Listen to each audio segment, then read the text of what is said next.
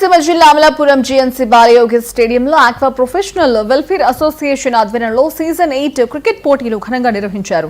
Association అధ్యక్షులు పులిదిండి రత్నం రాజు అధ్యక్షతన నిర్వహించిన క్రికెట్ పోటీలో 250 మంది పాల్గొన్నారు. 10 టీంలను A to Z టీంలుగా విభజించి మూడో రోజు 4 టీంలతో సెమీఫైనల్ ఆడించారు. C, D టీంలు ఫైనల్ కు చేరుకోగా C టీం ఛాంపియన్షిప్ గెలుచుకుంది. ఈ కార్యక్రమానికి ముఖ్య అతిథిగా టీడీపీ యువత ప్రధాన కార్యదర్శి చెరుకూరి సాయిరాం పాల్గొన్నారు. త్వరలో డొమెస్టిక్ మార్కెట్ వ్యాపార విస్తరణకు ఆక్వా అసోసియేషన్ సన్నాహాలు చేస్తోందని అసోసియేషన్ సభ్యులు చెప్పారు.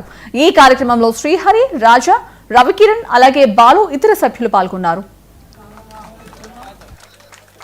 Amalapuram aqua professional welfare association వారు విజ్ఞప్తి చేసిన విధంగా తప్పనిసరిగా వాళ్ళు ఒకసారి నాకు పేపరు పరంగా మీరు రాసుకుని వస్తే వీళ్ళకి ఒక అసోసియేషన్ బిల్డింగ్ కోసం సైట్ ఏర్పాటు చేసే ప్రభుత్వం నుంచి ప్రయత్నం తప్పనిసరిగా చేస్తాం.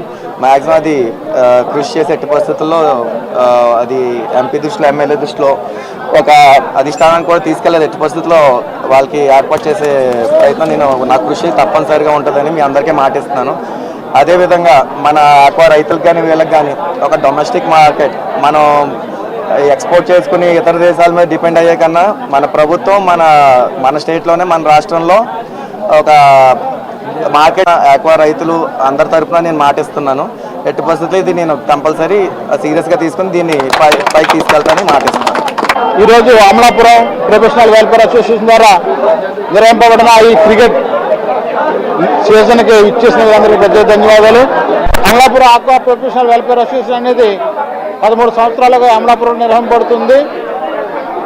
ఈ 13 సంవత్సరాల్లో అనేక సాంఘిక కార్యక్రమాలు చేసాం.